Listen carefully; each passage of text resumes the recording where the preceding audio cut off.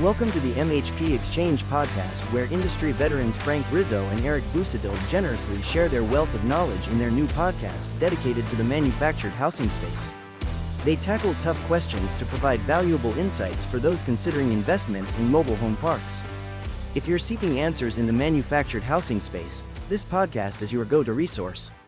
We have a very special and different guest today, and I'm really excited about this.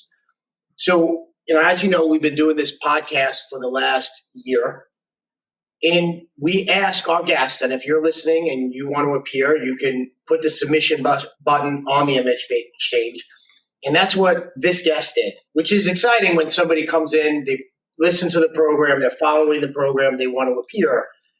And when I saw what the company name was, in my head, I had one thought, right? And I had an idea of what it was. And then I did some research on what Kevin Gardner actually does and what he does for property owners and community owners.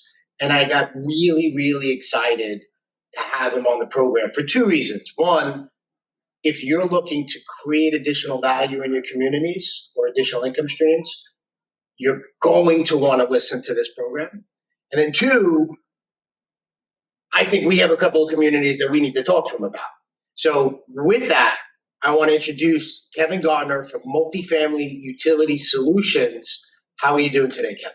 I'm doing great, Frank. Nice to be here. Eric, good to see you as well. I did get the blue shirt memo, so.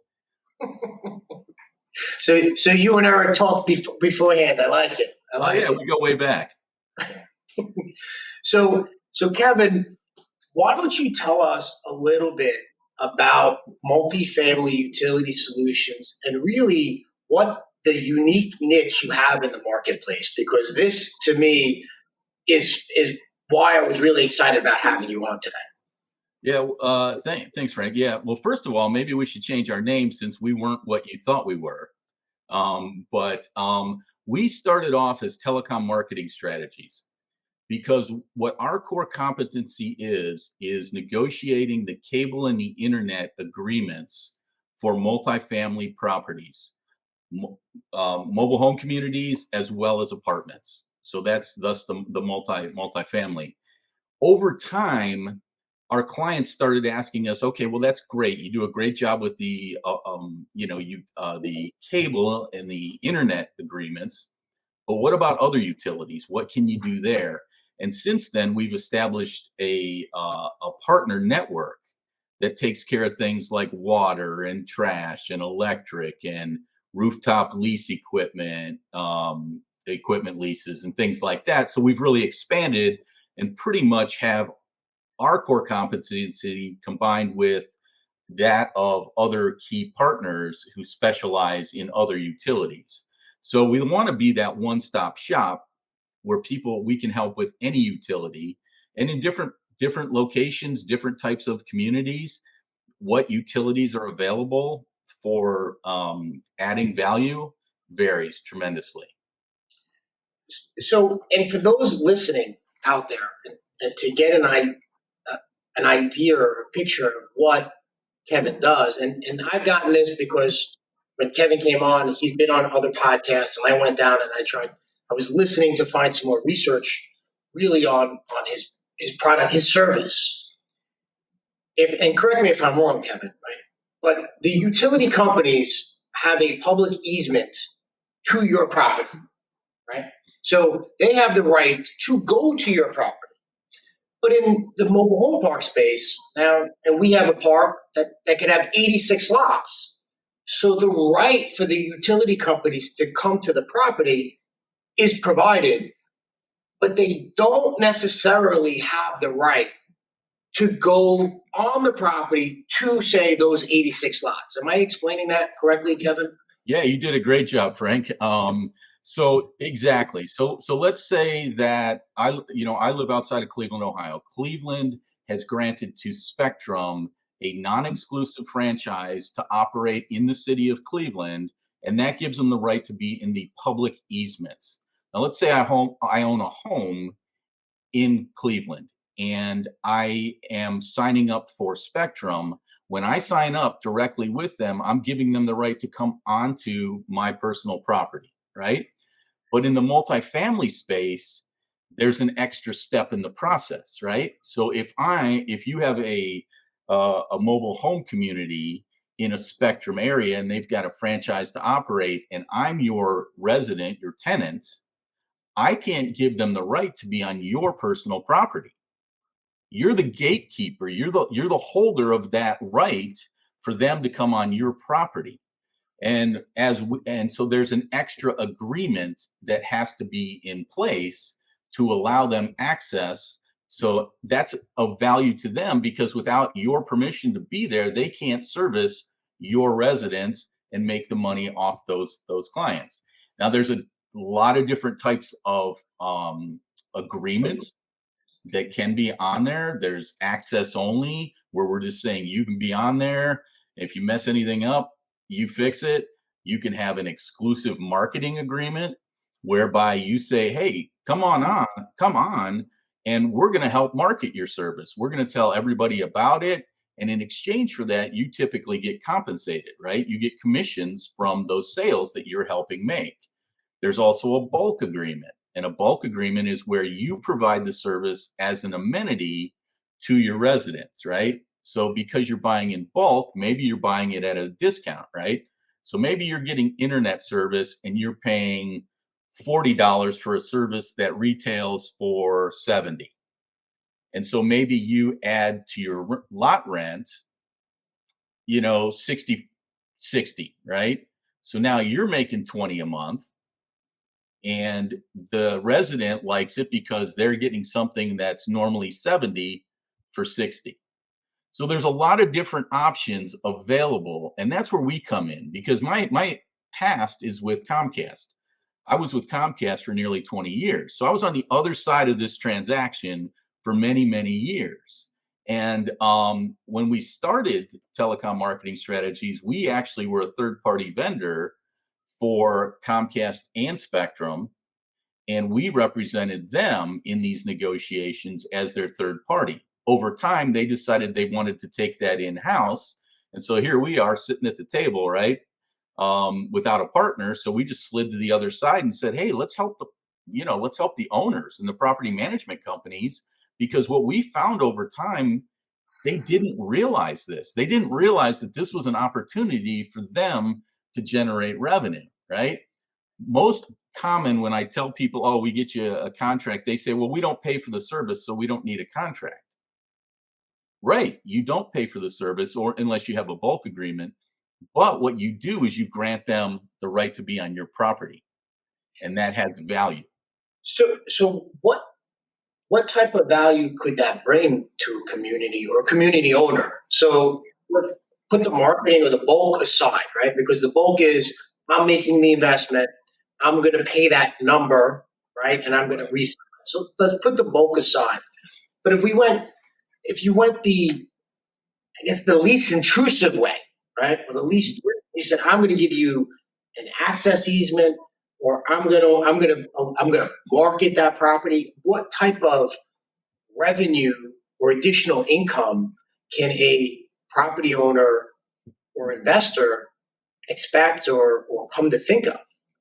So you're asking my least favorite question early on in the podcast. Thanks, Frank. I appreciate that. So because here's what it is. Every property is different. Just like when you go to buy a property, you look at it and you say, well, this one maybe reminds me of another one, but it's different, right? It's got its own unique set. So it depends on a lot of things. It depends on what your location is and who the providers are. Some of the providers are more generous and more aggressive in their compensation than others. If you're in rural Montana and there's one provider there and nobody else, and they have no real benefit to there's no competition or anything, the compensation is going to be much less than if you're in, pick a highly competitive market like Dallas, where Spectrum and AT&T Fiber are both, or Huntsville, Alabama, where you've got Wow, Comcast, Google, and AT&T, right? So it depends on the market. It depends on the size of the property. It depends on the size of the portfolio. So there's a lot of variables, and that's why one of the first steps we do is what we call our free assessment period, right? So we take all your properties and we look at each individual one, and then we come back and we can answer that question after we do our homework, right? We got some questions we need to answer before we can tell you that. But as a general rule, there's two types of compensation. One is what's called a door fee or a signing bonus by some. And what that means is when you sign that agreement for exclusive marketing or even non-exclusive marketing, within 90 days of signing that agreement, you're paid a lump sum, and it's usually based on a sum per door, right? Or per lot. So just to use a general number here, just because it's easy for math, let's say you had a 100 unit lot or 100 lot property, and we got $100, you'd get 10,000, right? So that comes to you. Then usually on either a monthly or a quarterly basis, you would get revenue share. And that's based on you helping them grow their business. So when somebody new moves in, and let's say you have an agreement with Spectrum, you may be handing out a flyer or telling them, hey, Spectrum is our preferred provider of internet services here. Not necessarily the only one, but preferred. So you're giving them preferred positioning. And in exchange for that, as they grow their business, you grow your business and you get a percentage of the revenue that's paid out on a quarterly basis. So those are the different types, and it does vary. It varies by market, it varies by provider, it varies by size of property, portfolio, and that's where we really need to do our homework in order to quantify that for you. The good news is when we do that homework, you're not paying us anything. We're doing that homework to see if we want to move forward together to pursue that revenue. If it's we've had some where we've done that assessment and it just hasn't been that much, right? It just hasn't been that. They've got small properties in rural areas and there's not that much. And we've collectively decided it's not worth the time to move forward for that amount of money. We've had others that say, yeah, how fast can we get this done, right? So it really does vary. So obviously the assessment thing is great, right? There's no charge for it.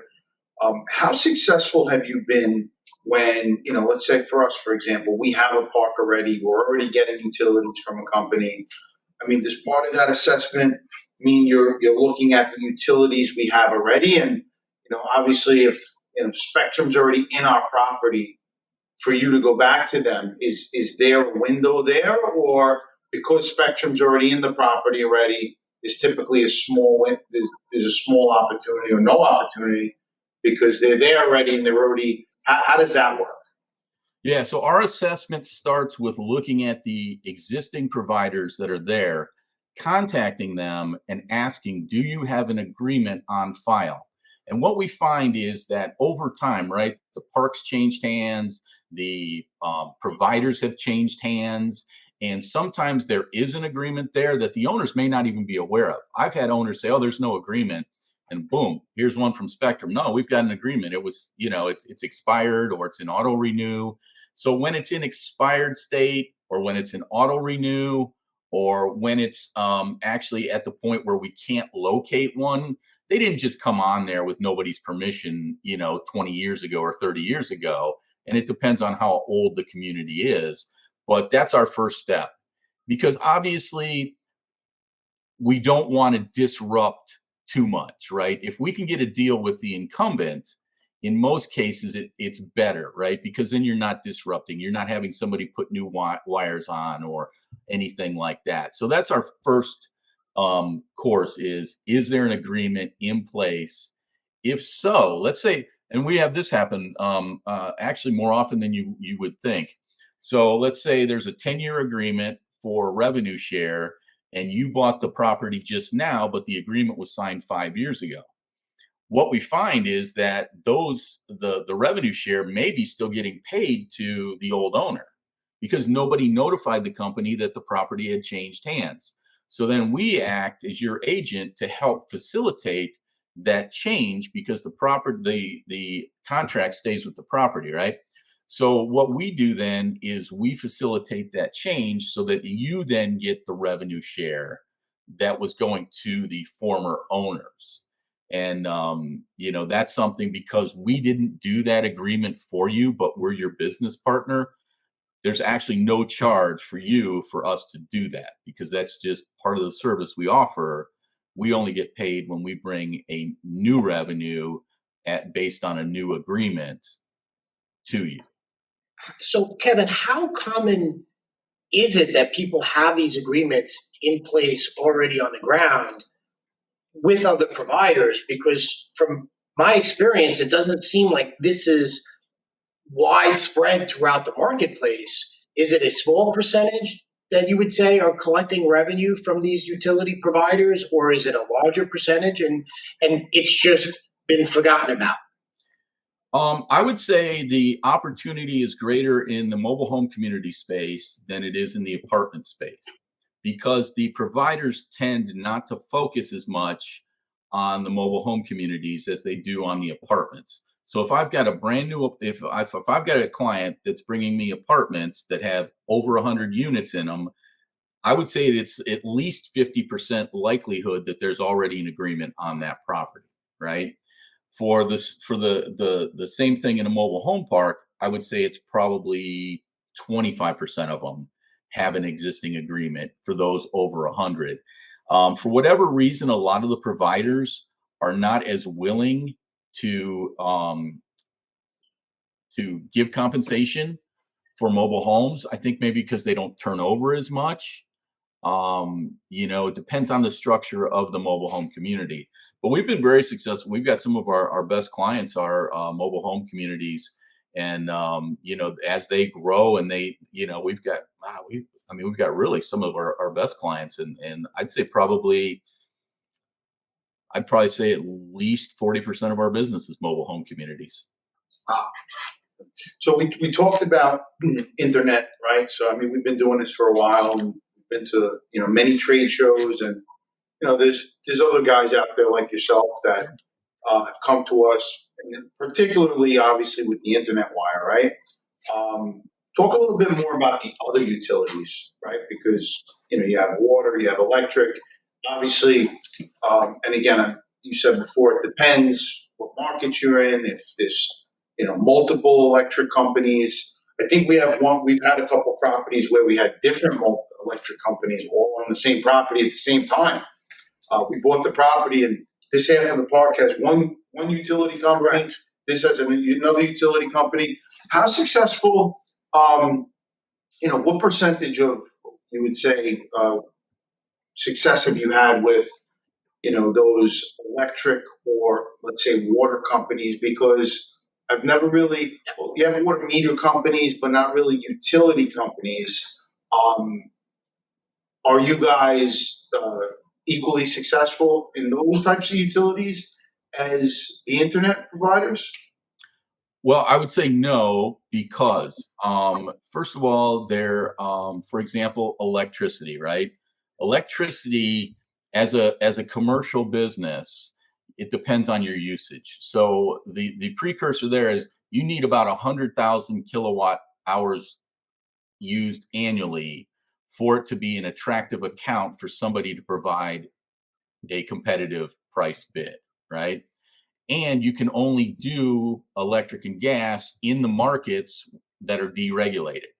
In some markets, you can't do it because there is no option. It's regulated, so they don't have competition. So you've either got competition or you've got regulation.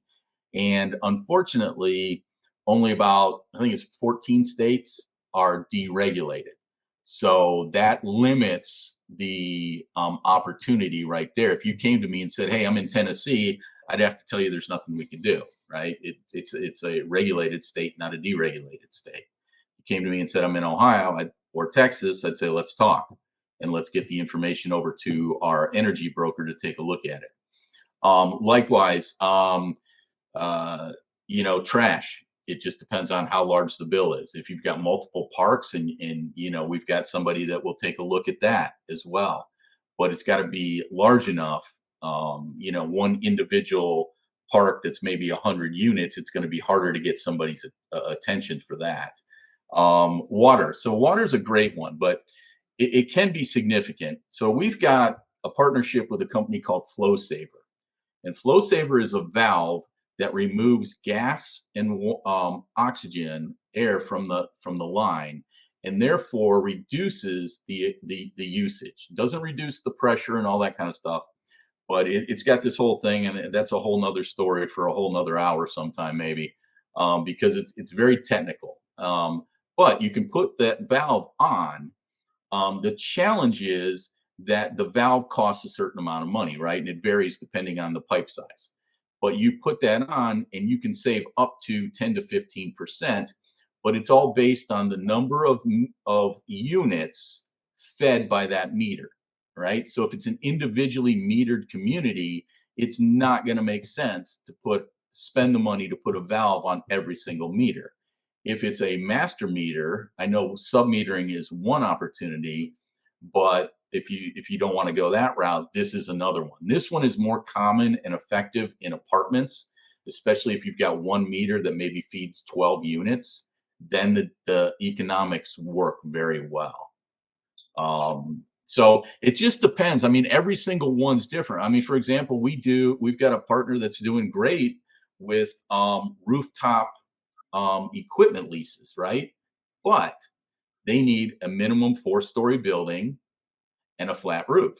But do you go out, and if we had a property, would you go out and find those relationships? If we said, we think this property might be good for X or Y, and so I guess what type of utility? That's what I'm asking. Like, would you say if we had a building and we said, hey, this is what we have, do you find a utility provider that might go in there and utilize that structure? I guess that's one question. The second one is, and I'm going to give case in point, we're in diligence right now on a property that's 200 lots with an expansion opportunity for 71 lots.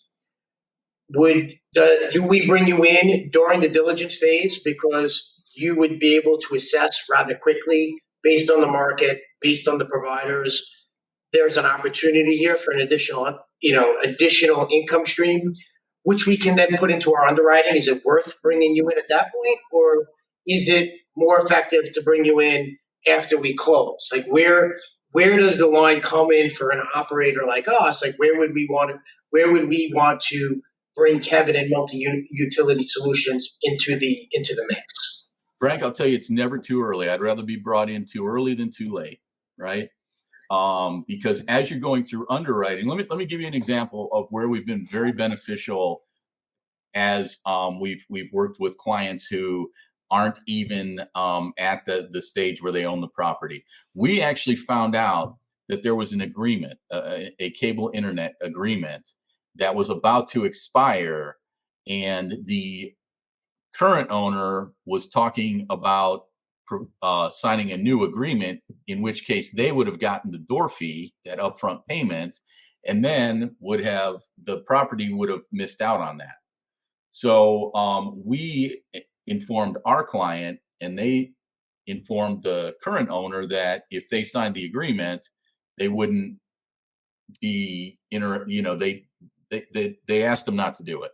So basically, I mean, we can be of value. Or if we find that there's a 10-year agreement and maybe they were paid $10,000 and you're inheriting $5,000 of that, we've had people go back and ask for a prorated share of that one-time lump sum fee upfront and been successful, or at least used it as a negotiating tool to get something else that maybe they wanted. So I would say it's never too early. We've got some folks down in Houston that are looking at a property, another one in Dallas, and another one in St. Louis, and we're out there, doing some helping them do some due diligence, because they want to be able to put it in their underwriting and look at what their opportunities might be. So yeah, we can easily. I mean, if you came to us again, like you're underwriting, you're looking at a property in Tennessee and you're like, what can we do? Well, we'd be able to say, well, based on the size of the property and the type of buildings, there's no opportunity for rooftop leases. There's no opportunity for electric because of the state it's in. And, we'd be able to at least identify some potential opportunities.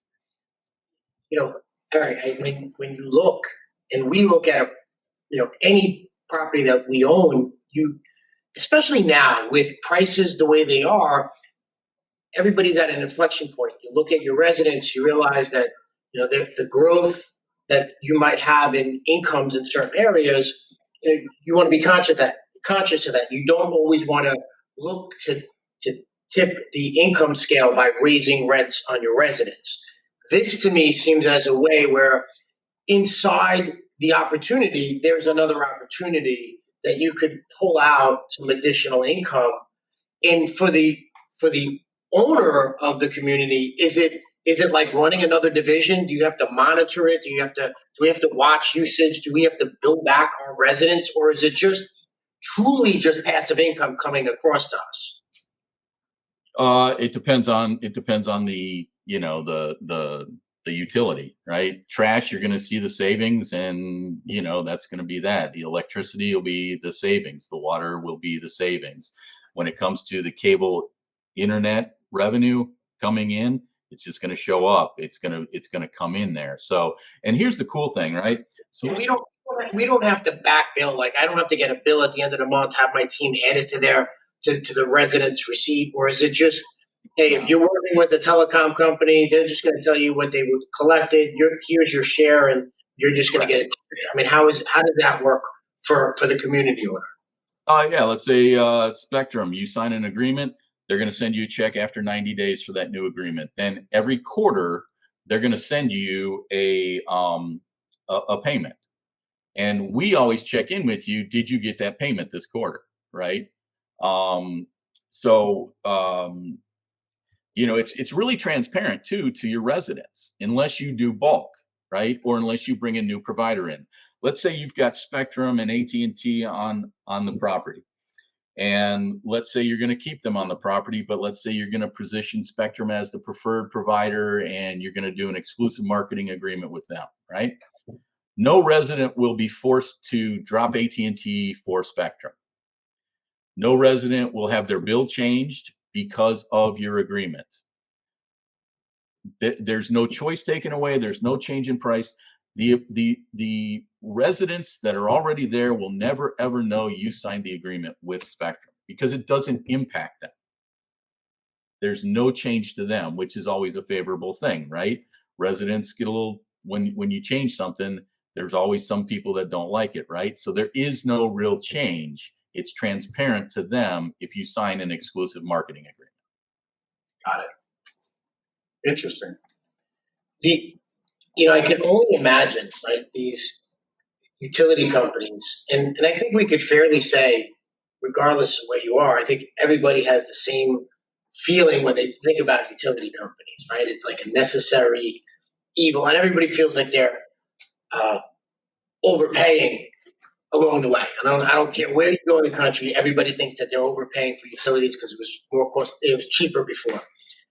They must absolutely hate it when Kevin calls up that office being like, oh my God, like, why is this guy calling me? Because no one does it. They must be on the other end. They must be like, not you again, right? Is that the type of relationship you have with them? Believe it or not, the people I'm talking to are account managers when it comes to the cable and the internet. They get paid to secure units and get them under contract. So they actually like my calls because what I'm giving them is the opportunity to make sure. So let's look at it. So if I'm entering into an exclusive marketing agreement, I'm not saying nobody else can come on the property, but I'm saying I'm going to promote this company first: Spectrum, Comcast, AT&T Fiber, whoever it is, right? They want that position. So because they're competing with other people in the marketplace, right? Maybe it's the Verizon little 5G or T-Mobile 5G home internet service. maybe it's satellite if you allow satellites and things like that, right? So they want to be that preferred provider. They value that positioning, which is why they're paying compensation to be given that position. Okay. Makes sense. Yeah. So they value our business as much as now. When we get down to the negotiations, sometimes they're like, "Oh God, what's he want now? We've already given him everything, right?" Because the way we go about it is like, "Oh yeah, one more thing, right?" So Listen, I think for a community owner, it's, if you're not, you've got to be able to pull all the levers, right? And I know we sit down always talking about what levers we need to pull, whether it's on the expense side or the income side. And quite frankly, this is an additional revenue stream that it's worth exploring. And again, there's no cost. You're basically getting paid on performance, Kevin, right? So if you're able to perform for the community, you're going to earn your fee. Other than that, you're basically giving the community owner an opportunity to take a look at, hey, this is what we potentially think could you add to your NOI each year. When you do that, that's additional cash flow, that's additional value, right? That you can take to the bank. Is that correct? And yeah, I'm sorry. And look, not every community, but I look back at the communities that we've worked in. We've had some times where we had to spend a lot of time with utility companies. Internet companies that wanted to be on the property. Whatever they had out there wasn't up to date anymore. Kevin would, I would imagine, take a lot of that off the plate of someone, especially if you're a newer guy in the space and you don't know what you're doing and you've never done this before. Having someone like Kevin, talk to you and educate you and help you along that way. And I'm imagining that he's negotiating a better deal than the individual. I think it's great. Yeah, so, Eric, exactly. I mean, that's what we do, right? This is what we do all day. This is, some people say, well, can't I do it myself? I'm like, well, you could. And I guess I could build my own website and change my own oil and all those sorts of things. But, I'm going to take that to somebody who does it all the time, is more efficient and knows exactly what they're doing. And I'm going to do what I do best, right? Which is this. And I mean, for example, we had one park, they just bought it. There was no agreement in place. And in exchange, so we find out, what do you want done, right? What's your goal here? And their goal was, they were trying to take all the utilities underground. Okay. And the cable company was saying, look, it's going to cost this amount of money. So we gave them exclusive marketing rights in exchange for the work to take off the poles and go underground. So we can get creative, because that was the most important thing. The door fee wasn't that important. The revenue share was nice, but that wasn't that important, because they were going to probably flip the park in 2 to 3 to 4 years. The value that they saw was, I want these poles out here. I want my utilities underground. And so we helped them make that happen. So that's what we do so we do an initial call, right? And on that initial call, we find out about you, right? Are you trying to create generational wealth, or do you have syndicated money that you need to pay back in a couple of years? Are you going to look to long-term to hold this property? Or are you just trying to take, a C-class property up to a B-class property, improve it, and take and sell it to somebody else? Because those will impact the decision. You may not want to go bulk if you have a C-class property or something like that, and you're going to try and get out in a couple of years. But if you have an A-class property where you don't have a lot of turnover and you've got, kind of nice amenities, and you're going to hold it for a long time, then it may make sense. So we always want to find out, what are your goals? What's important to you, so that we can then, fulfill those needs, as opposed to one size fits all. Wow. So to put this together, if you own and operate a community and you're not dealing with the utility companies and pulling that lever, you need to speak to Kevin Gardner from Multifamily Utility Solutions and get at least an analysis of the opportunity that you might have, figuring out, and to your last point, I mean, just getting the utilities on the ground in certain markets is huge, depending on the weather. It could save you tens of thousands of dollars in construction costs, and to allow the utility companies to do what they were doing anyway. So having that consultation with Kevin, I think, is super important. If you're not doing it, you should definitely do it. And if somebody wants to reach out to you, Kevin, to discuss this, how would they reach you? Kevin at multifamilyutilitysolutions.com, or my phone number back here, 248-930-4768. I want to point out one more thing, especially to newer operators in the space. This is something that should just be added to your due diligence. It just should be added. This is something that, I mean, we bought multiple properties. I mean, we're always looking at the utilities, but very rarely have we brought in a professional who does this all the time, like you said, Kevin. And it should just be part of the routine. And I think if you make this part of the routine, especially if you're in the space and you're looking to continue to buy properties and grow your portfolio, if you pick up the phone and call him, like you said, it's never too early. I agree with you. Whether you're in due diligence, right after due diligence, it should be part of the diligence, part of the routine, and just, speak to Kevin, get a professional to look at it. And there's definitely some added value and some added opportunity there. That's a great point. I mean, somebody once told me you want to get 1% better every day. So if you could use this to get your community 1% better, that's a lot of value. And I hope you found value in this episode with Kevin Gardner from Multifamily Utility Solutions. I was really glad to have you here. Thank you so much for joining us, Kevin. Thank you, Eric and Frank. I appreciate your time, man. Good to meet you guys. Nice to meet you, Kevin. We'll be in touch. And guys, if you're out there listening, if you're interested or you think that mobile home park investing is right for you and you want to have a free consultation with Eric or myself, probably myself, right? Although Eric is wearing a nice blue shirt today. Give us a call at 718-447-8100 or reach out to us at the MHPExchange.com. That is your source for opportunity, news, education, and entertainment. Any last parting words, Eric? Not at all, Kevin. Again, this was great. We will be in touch with you about our own stuff right after this. So thank you very much. Until next time, happy investing. This is the MHP Exchange Podcast.